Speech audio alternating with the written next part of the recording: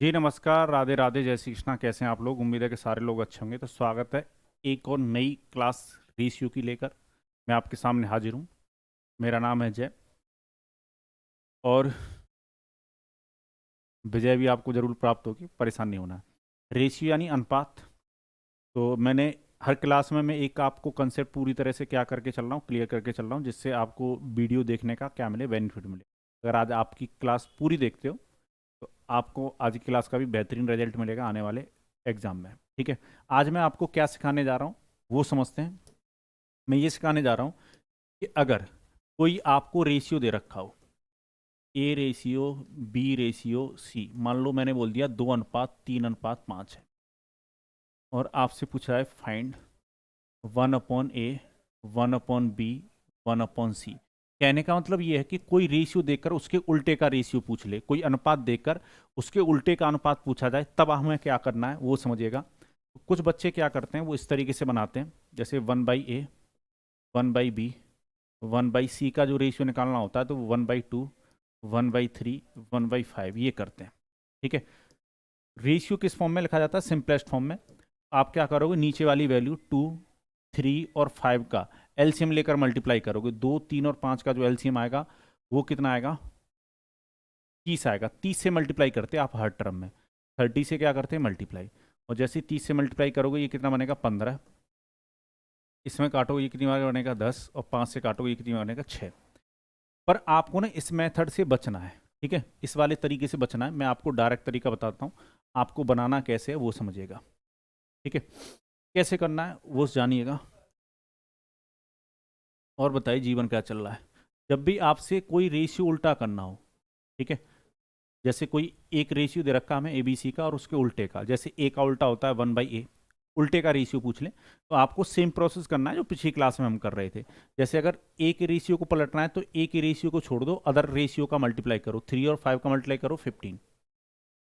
B के ratio को पलटना है तो बी की वैल्यू को छोड़ दो, अदर का मल्टीप्लाई करो, 2 × 5 करोगे 10। सी का रेशियो निकालना है तो सी की वैल्यू को छोड़ दो, 2 और 3 का मल्टीप्लाई करो 6। तो यही आपका अनुपात आएगा डायरेक्ट। देखो यही आ रहा था पहले। ठीक है, पर यहाँ पर मैं आपसे मना क्यों कर रहा हूँ? क्योंकि अगर आप पहले फ्रैक्शन की फॉर्म में लिखोगे फिर एलसीएम लेकर मल्टीप्लाई करोगे तो एग्जाम में ना टाइम लग जाता है। और कभी कभी हम एलसीएम सोचते रहते हैं कि क्या होगा एलसीएम, अगर थोड़ी सी बड़ी वैल्यू डाल देता, जैसे यहाँ पर 11, 13 और 17 कर दूँ, तो मल्टीप्लाई करने में टाइम लग जाएगा।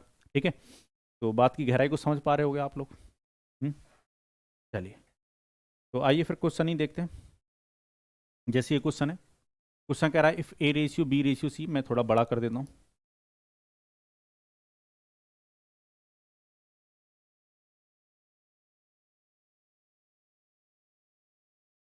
चलिए, तो यहाँ पर हमें ए बी सी का रेशियो दे रखा है 3:4:5, और हमें 1/A, 1/B, 1/C का रेशियो पूछ रहा है। चलिए बता देते हैं। तो 1/A, 1/B और 1/C का रेशियो पूछा गया। तो ए का अगर रेशियो को पलटना है तो ए की वैल्यू को छोड़ दो, 4 × 5 करोगे कितना? 20। बी का निकालना, बी की वैल्यू को छोड़ दो, 3 और 5 का मल्टीप्लाई करोगे 15। सी का निकालना, सी के को छोड़ दो, 3 × 5 करोगे कितना? 12। तो यही बनेगा 20, 15, 12।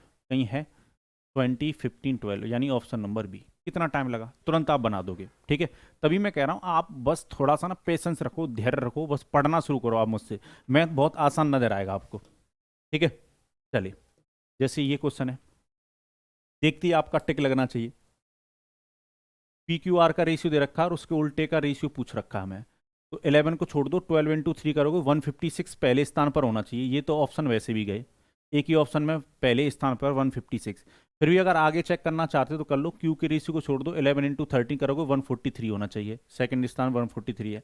इसको छोड़ दो, 11 × 12 करोगे 132 होगा। ऑप्शन नंबर सी आंसर हो जाएगा। बताओ क्या कष्ट आ रहा है? हम्म, उम्मीद है ये बात आपको समझ में आ रही होगी। पर एक चीज और आपको समझनी है, मान लो क्वेश्चन अगर ऐसे पूछ ले, क्वेश्चन अगर आपसे ऐसे पूछ ले 1/A रेशियो,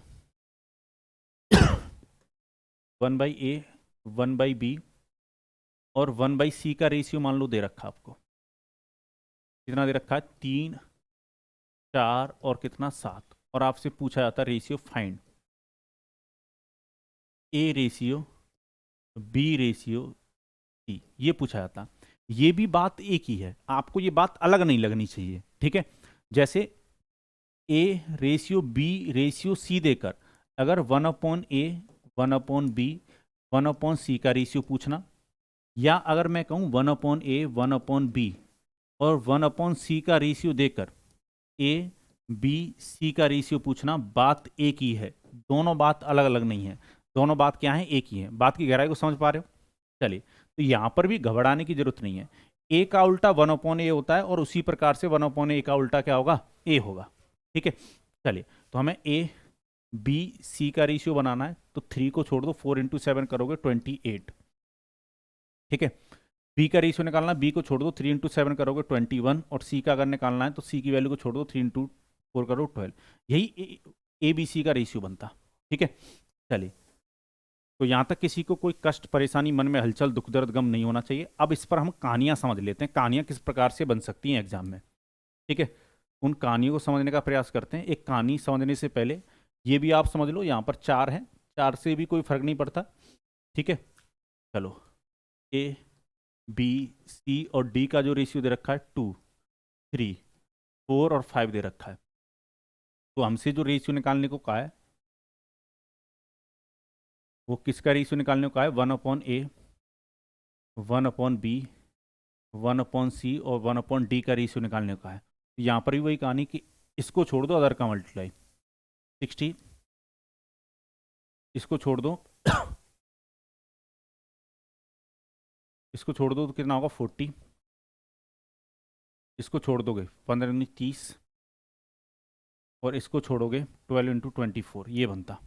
रेशियो किस फॉर्म में लिखा जाता है, सिंपलेस्ट फॉर्म में लिखा जाता है 2 से काट दो, तो 2 से काटोगे 30 20 15 और 12, ये अनुपात बनेगा 30 20 15 और 12। ऑप्शन नंबर 20 का क्या होगा, आंसर होगा। ठीक है, उम्मीद है ये बात भी आपको समझ में आ गई होगी। ठीक है, तो 4 में भी पूछा जाएगा, आप बना पाओगे। आइए अब देखते हैं कहानी किस किस प्रकार से बन सकती है। कहानी ऐसे पूछी जा सकती है हमसे एग्जाम में।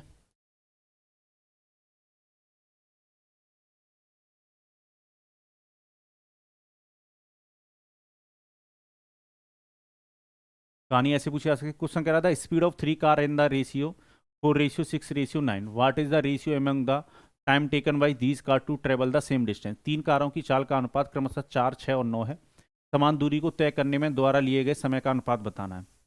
चलिए, तो यहां पर मुझे समझना होगा कि टाइम से हमसे, सॉरी, स्पीड से हमें टाइम का रेशियो पूछा गया है, स्पीड से हमें किसका अनुपात पूछा जा रहा है, टाइम का। तो मुझे स्पीड और टाइम के रिलेशन को समझना होगा, स्पीड और टाइम के रिलेशन को समझना होगा कि स्पीड और टाइम में कैसा रिलेशन है। ठीक है, तो स्पीड और टाइम में जो रिलेशन होता है वो इनवर्स रिलेशन होता है, उल्टा रिलेशन होता है। अगर मैं स्पीड को बढ़ाता हूं तो टाइम कम लगता है, अगर मैं स्पीड को कम करता हूं तो टाइम ज़्यादा लगता है, यानी उल्टा रिलेशन है। तो मुझे किसका रेशियो दे रखा है, स्पीड का, मुझे रेशियो ऑफ स्पीड बताया गया है। 3 कारों की चाल का अनुपात दे रखा है, क्या है, 4 6 और 9, ये अनुपात दे रखा है। और मुझसे क्या पूछा गया है, ratio of time, ratio of time पूछा गया है, समय का अनुपात पूछा गया है। ठीक है, अब एक बात की गहराई को यहां पर अच्छे से समझो। मुझे ये समझना होगा स्पीड और टाइम में कैसा रिलेशन है। तो स्पीड और टाइम में कैसा रिलेशन है, इनवर्स रिलेशन है, उल्टा रिलेशन है। अगर मैं स्पीड के रेशियो का उल्टा कर दूंगा तो टाइम का रेशियो मिल जाएगा। ठीक है, चलिए, तो उल्टा करने का तरीका बताया था, 4 को छोड़ दो, 9 और 6 का मल्टीप्लाई करो 54, इसमें छोड़ दोगे 36, और इसमें 9 को छोड़ दोगे 24। रेशियो सिंपलेस्ट फॉर्म में लिखा जाता है। ठीक है, 6 से काटोगे तो ये कितनी बार कटेगा, 9, 6 से काटोगे ये 6 बार, और 6 से काटोगे ये 4 बार। तो रेशियो बना आपका 9:6:4। तो यही देख लो कहाँ पर, 9:6:4, ऑप्शन नंबर सी आंसर होगा। अब एक गलती मत कर देना एग्जाम में, आपको ये नहीं लगना चाहिए स्पीड का रेशियो ये तो टाइम का रेशियो जो है वो स्पीड का उल्टा होगा, तो कहीं वहाँ से लिखना शुरू कर दो। वो इस क्वेश्चन में ऐसा हो गया है कि यहाँ से लिखना, ऐसे हम लिख रहे हैं तो वो उल्टा हो गया है, पर हर क्वेश्चन में ऐसा नहीं होगा। ठीक है ना, ऐसा लिखना स्टार्ट मत कर देना। तो उम्मीद है ये बात आपको समझ में आई होगी। कुछ लोग ना क्या करते हैं, रेशियो ऑफ टाइम निकालने के लिए ऐसे लग जाते हैं एग्जाम में, उनको पता होता है कि स्पीड का उल्टा करेंगे तो टाइम का रेशियो आएगा, तो 1/4 1/6, 1/9, और फिर 4, 6 और 9 का एलसीएम लेकर मल्टीप्लाई कर रहे होते हैं। ठीक है, तो बचना है इस वाले तरीके से। ठीक है, उम्मीद है ये बात आपको समझ में आई होगी। चलिए, ऐसा ही क्वेश्चन है तो बनाइए। अब हम डायरेक्ट कर देते हैं। हमसे किसका रेशियो पूछा गया? रेशियो ऑफ टाइम, समय का अनुपात पूछा गया। क्वेश्चन कह रहा था speed of 3 car are in the ratio 1:2:3। What is the ratio among the time taken by these car to travel the same distance. ठीक है, चलो टाइम का रेशियो पूछा गया, उल्टा कर देते हैं। इसको छोड़ोगे तो कितना? 6। इसको छोड़ोगे 1 और 3 का मल्टीप्लाई करोगे 3, और 1 और 2 का मल्टीप्लाई करोगे 2, तो 6:3:2। ऑप्शन नंबर बी आंसर हो जाए। उम्मीद है ये बात आपको समझ में आई होगी। चलिए आगे बढ़ते हैं, नेक्स्ट क्वेश्चन देखते हैं। क्वेश्चन कह रहा है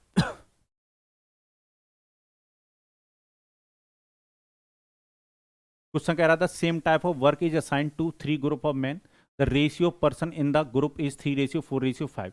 find the ratio of days in which they will complete the work. एक ही तरह का काम 3 दलों को सौंपा जाता है। दलों में व्यक्तियों की संख्या का अनुपात 3:4:5 है। इनके द्वारा कार्य पूरा करने में लगे दिनों की संख्या का अनुपात बताना है। अब आपको ये समझना होगा ये समझना होगा कि नंबर ऑफ पर्सन और नंबर ऑफ डेज में कैसा रिलेशन है। अगर आप नंबर ऑफ पर्सन बढ़ाते हो, यानी व्यक्तियों की संख्या अगर किसी ग्रुप में बढ़ाओगे, तो नंबर ऑफ डेज यानी काम करने के दिनों की संख्या में कमी आएगी। और अगर आप किसी ग्रुप में नंबर ऑफ पर्सन कम कर रहे हो, व्यक्तियों की संख्या को कम कर रहे हो किसी समूह में, तो नंबर ऑफ डेज वर्क के क्या होंगे? बढ़ेंगे। तो यानी कैसा रिलेशन है? उल्टा रिलेशन है। ठीक है, तो हमें रेशियो ऑफ डेज निकालना है, ratio of number of days.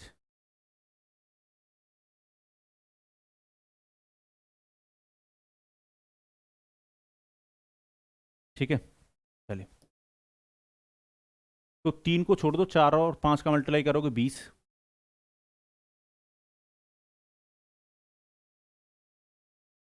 20। 4 को छोड़ो 3 × 5, और 5 को छोड़ाओगे कितना? 12।